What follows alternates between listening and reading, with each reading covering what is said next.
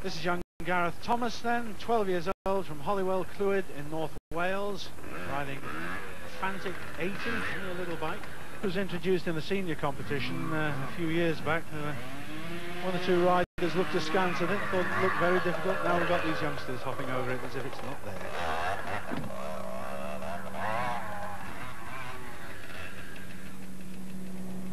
The biggest difference with the smaller bore bikes, oh, what a shame. Oh, what a shame. Is that he needs to use higher revs. You can hear all, the motor's just whining. And they need to do that, and that's where the power is in smaller machines. Now he's got a 20-second penalty for knocking that off, but he has to complete the obstacle, which is the over part, which he's just done. Every penalty is 20 seconds. It's a harsh penalty, but it really does separate the brilliant from the not quite so brilliant, but he really is riding well. He's recovered from that, possibly it was a power thing, as you said, Jack. Yes, well, he did very well there, and you can see he's kicked his leg out. And that was just to regain his balance, because if he puts down his foot, of course, he loses 20 points.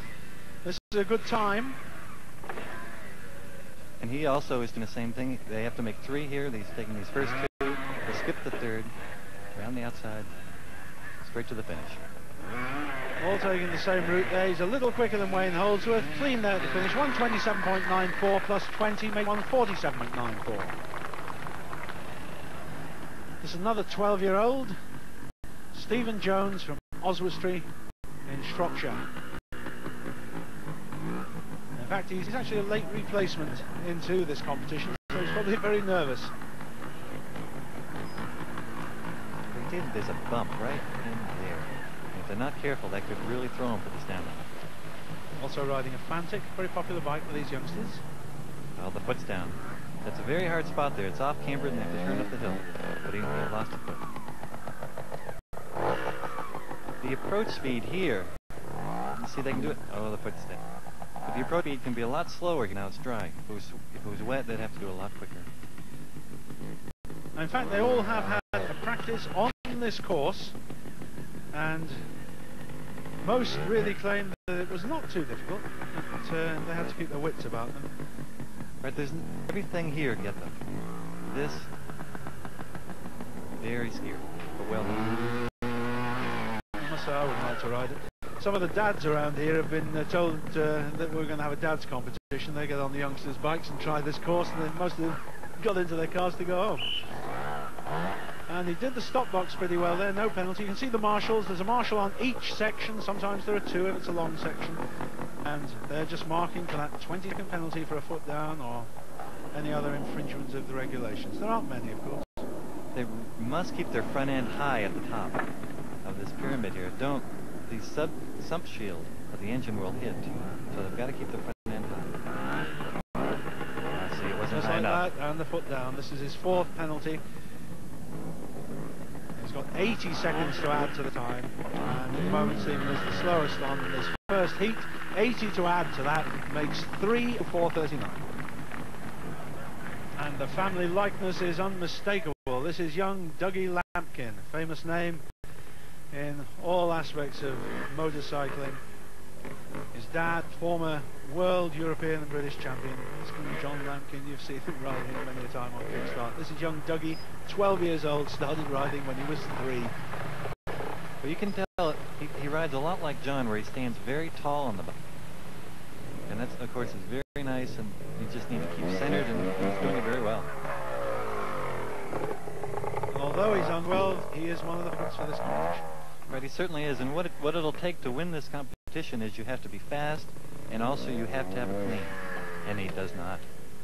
He'll be unhappy about that, so he practiced it yesterday, he managed it perfectly. Right, they'll have to pick up the pace a little bit. There's another very good rider coming in. We are looking for the fastest 2 in this heat to go to the final, so as Jack says, he really is going to have to go a bit. Oh, and another one. That's careless. 40 to add to this. He's not going to be in this at all. Though, don't forget, there are 2 circuits. You go in both directions over this course. When you finish going this way, 1 more rider to go. We turn the course around, and they go in the other direction. So he could still salvage. 40 to add to this will not leave him very happy. Fastest on the course, but 40 penalties makes 2:0.57. This is 14-year-old Stuart Brass, the older brother of Russell, who will be riding in Heat 3. Russell competed in the Pro-Am, Stuart didn't. Good rider though. Started 7 years ago, and he manages everything easily, and now comes into the water.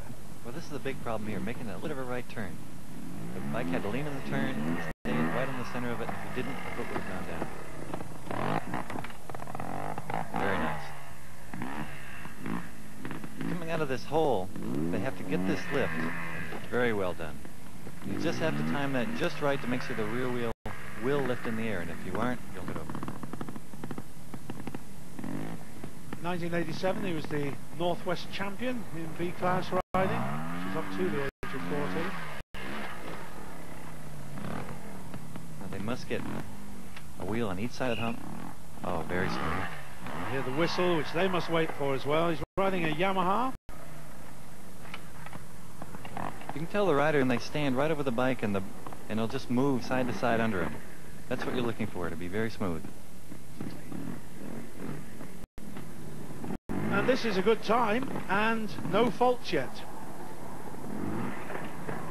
And he's going to finish fastest on that first attempt. 1:17.94 clean. That's an excellent ride by Stuart. So at the halfway point, Stuart Brass leads 1:17.94 from Graham Jarvis on 1:22.29. But looking at that list there, only 2 penalties separate those top 4. Now we go in the opposite direction. Slowest first. Stephen Jones then, the late replacement. He's the one who goes off first. A lot to do. Oh, what a shame he had put down. Once again, they have to go over 3 of the 4. And if the front end does not stay high, the sump shield of the engine will hit, and that'll stop him very quickly. Now that time in the top right-hand corner is the running time added on to his first attempt. And this here is very hard. Oh, he's got it. But see, there's a log right there, and if they don't time that correctly, they'll end up like this. And that was the start of a not too impressive run. He picked up 80 faults in total, giving him 6:45.03 as his elapsed. And Dougie Lampkin really has got an awful lot to do if he's going to qualify for the final. Made a bit of a mess of his first attempt, and now in the reverse direction he's got to go clean and fast. Well, he has quite a bit of luck with him. This course is a lot harder this direction, and there's several things that are going to take a lot of skill. Up to the bank, and it is difficult. All right, coming up this hill, of course, under the pole, but right there. See how he left the rear tire? Oh, did he leave it?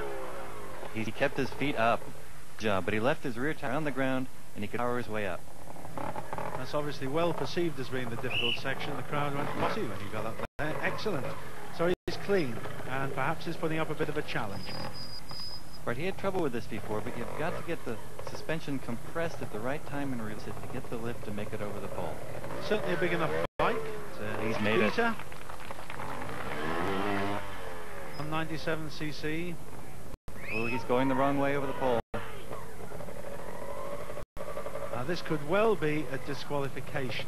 He's taken the wrong course. He took it exactly the same way as he did in the first attempt. And this is a pity.